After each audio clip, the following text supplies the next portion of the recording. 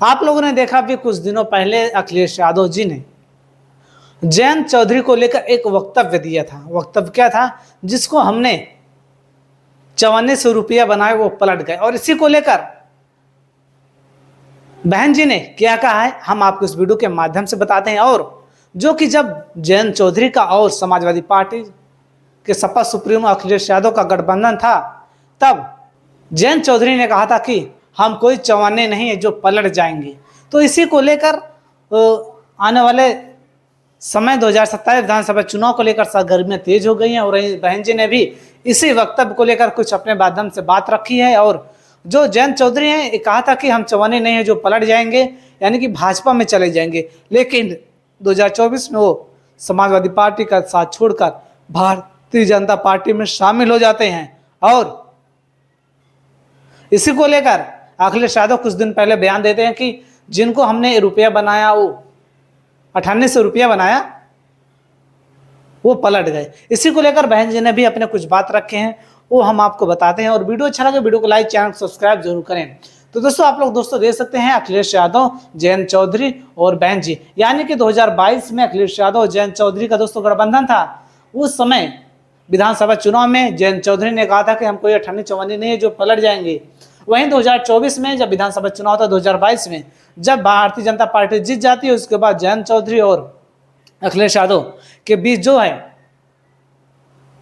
आपसी गठबंधन में दरार आ जाती है और जयंत चौधरी पाला बदल लेते हैं, भारतीय जनता पार्टी में चले जाते हैं। इसी को लेकर अखिलेश यादव ने कहा कि हम कोई जिनको हमने 58 से 54 बताया, जिनको हमने 54 से रुपया बनाया वो पलट गए। इसी को लेकर बहन जी ने क्या बात रखी है आप लोग भी देखिए। और वहीं पर आप देखेंगे तो जो आज बहन जी ने ट्वीट किया है, क्या ट्वीट किया है? जैसा कि सर्वविदित है कि समाजवादी पार्टी सपा सुप्रीम द्वारा अपनी पुरानी सहयोगी पार्टी लोकदल, राष्ट्रीय लोकदल, उस पार्टी के नेता केंद्रीय मंत्री के बारे में यह सार्वजनिक बयान देना कि इनको हमने 5400 रुपया बना दिया और यह कहना पूर्णतः अमर्यादित है, अशोभनीय व अति शर्मनाक है तथा इस प्रकार की अहंकारी व अलोकतांत्रिक बयानबाजी के लिए उन्हें उस पार्टी से व उनके नेता से नहीं बल्कि स्वर्गीय चौधरी चरण सिंह के परिवार का अपमान करने हेतु जाट समाज से भी अविलंब माफी मांगनी चाहिए, यह उचित होगा। यानी कि बहन जी ने कह रहे हैं कि जो अभी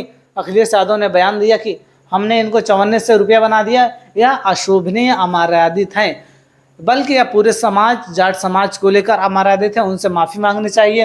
वैसे देश की राजनीति में सपा का चाल, चरित्र और चेहरा अपने विरोधी पार्टियों के लिए ही नहीं बल्कि अपने सहयोगी के लिए भी हमेशा से राजनीतिक संकीर्णता व जातिभेद, द्वेष आदि से ग्रसित, ज्यादातर अप्रिय और अविश्वसनीय ही रहा है, जिस कारण इसका राजनीतिक और चुनावी लाभ भी अक्सर मौकों पर भाजपा ही उठाती रही है और सेकुलर ताकतें कमजोर होती रही है।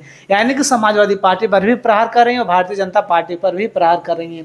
वहीं आप तीसरा पॉइंट देखेंगे तो इस पार्टी के इस प्रकार के अति अहंकारी स्वभाव के कारण पहले सन 1993 में यूपी में श्री मुलायम सिंह यादव के साथ सपा व बसपा का बना गठबंधन जल्द ही टूट गया, जिनके स्वरूप दिनांक 2 जून 1995 को मेरी हत्या करने के षड्यंत्र के तहत मेरे विरुद्ध कुख्यात लखनऊ स्टेट गेस्ट हाउस कांड हुआ, जो कि आप लोगों के भी दोस्तों पता है जब स्टेट गेस्ट हाउस कांड हुआ था। और फिर आगे चलकर इनके बेटे श्री अखिलेश यादव द्वारा इनके पिता की तरह पुरानी गलतियों को फिर से न दोहराने का आश्वासन देते हुए लोकसभा चुनावी गठबंधन हुआ, जो चुनाव का नतीजा इनके अनुरूप न आने की वजह से कुछ समय के बाद बीएसपी के प्रति इनके अहंकारी व स्वार्थी रवैये के कारण फिर यह गठबंधन भी टूट गया, क्योंकि परम पूज्य बाबा साहेब डॉक्टर भीमराव अंबेडकर के आत्मसम्मान स्वाभिमान की कारवां वाली पार्टी बीएसपी की व उसकी नेतृत्व सर्वजन हिताय सर्वजन सुखाय की सर्व समाज हितैषी अम्बेडकरवादी की नीतियों और सिद्धांतों से कदापि विमुख नहीं हो सकती।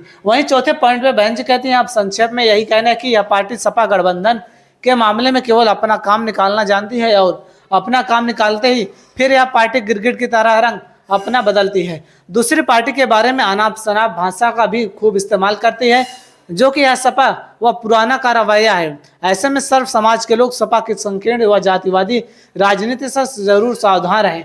वहीं पांचवें पॉइंट पे बहन जी कहती हैं, इसके साथ ही यह बात भी जग जाहिर है कि सपा मुखिया श्री अखिलेश यादव अपने राजनीतिक स्वार्थ के लिए अपने पीडीए में पी को कभी पिछड़ा तो कभी पी से पंडित का हितकारी बता देते हैं, जबकि इनके बारे में सच्चाई तो यह है कि पिछड़े वर्गों में अपने खुद की जात के अलावा बाकी पिछड़े वर्गों, अल्पसंख्यकों तथा अपर कास्ट समाज में से खासकर ब्राह्मण समाज के भी कतई हितैषी नहीं रहे हैं।